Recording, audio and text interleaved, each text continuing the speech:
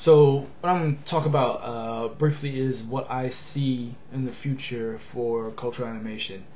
I truly 1000% believe that it is going to become a lot bigger in the future, because there is just so much untapped potential in these indigenous areas. And I don't mean financially, right? That's another aspect to this game. If you only look at what's in it for you financially from the indigenous community, you're stepping into it from the wrong place. I feel that the first step to truly getting into the indigenous area is first working on yourself, right? Transform the self, clear away all those issues around money. And this goes for indigenous people too, right? There seems to be this really weird perception around money being evil, and I can understand why. But if we are to transcend that, to see money for what it is, which is just an exchange of energy, I know I've had similar issues as well with that, being afraid of it.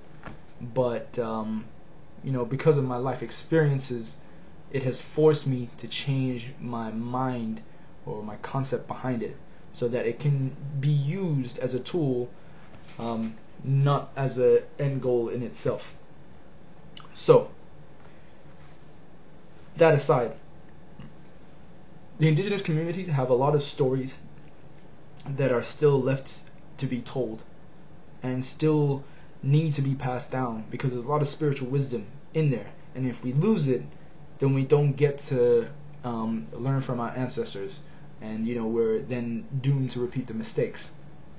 Now, there are people like myself who learn to do by doing. So even though I've been advised from the elders in my past, well, I wouldn't say elders, but older people, not to do certain things, I did it anyways, but I'm grateful that I did, because it then taught me a lot. I'm a learn to do by doing person in certain aspects of my life. And these indigenous stories, I think the power of them is when you're exposed to their messages at an early age, it sits with you and only reveals itself to you when you go through certain experiences in your life. So of course, from a business aspect, people are usually going to be looking at, what's my return on investment if I create these stories or do something of the sort, right?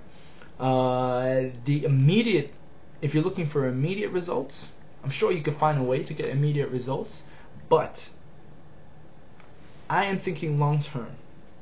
The point is to create them with the intent, energy, and knowledge that in the future it will help to awaken the indigenous spirit in either those whose family lines are involved or even those who are not, because there will always be different messages for different people.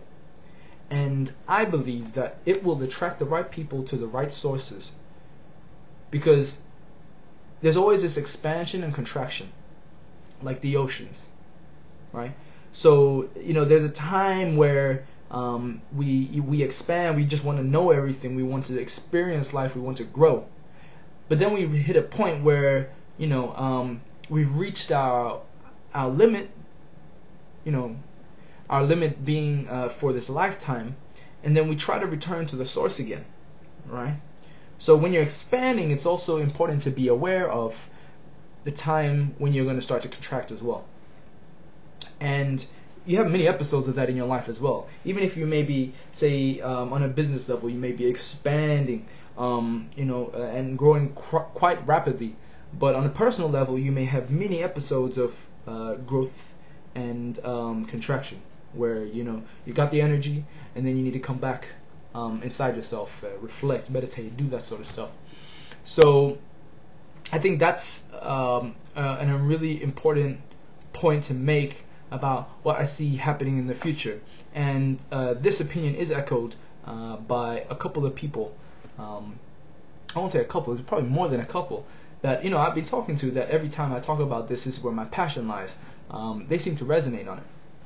Now, the trick is, of course, to help grow this, to attract the right people. Need to get the message out, plain and simple. And one way I found of doing that is through storytelling, animation, and the web. And through the lessons I've learned here, I do hope to one day be able to help others do something similar for their own causes. But my focus will always be with these indigenous stories. Entrepreneurs, small businesses, anyone starting out, they share similar things to the indigenous, if you really think about it, right? Startups, right, usually have trouble being heard, standing out, and then nobody caring about their cause or their mission, right? A lot of grunt work happens at the beginning, and unfortunately the indigenous have been at that stage for a very, very, very, very, very long time. There's power in minorities as well. If you take a look at say, for example, some of the mightiest empires in the world, England, right? They are a relatively small island off of Europe that managed to expand globally and be a force to reckon with. Another example, we look back in history, the Mongolian Empire, right? Not very many people know, but the Mongolian Empire spanned almost half the globe. And I don't know how this missed the history textbooks, but that's quite a feat. And the Mongolian Empire, with Genghis Khan or Chinggis Khan, started out as nomadic hunters, right? To the Western world, we're pretty uncivilized and illiterate, but through Genghis or Chinggis Khan's leadership, was able to immobilize and organize a military force that the world had never seen before. And the only reason why the empire didn't continue expanding was because he died, really. But that's another subject. But looking into the future, watch this space, because cultural indigenous animations will be getting more popular. I guarantee you, and I will be on the forefront of it, because this is about the future generations. These are about our children, and I will help to make that connection for those who don't see it now. They will. It will come.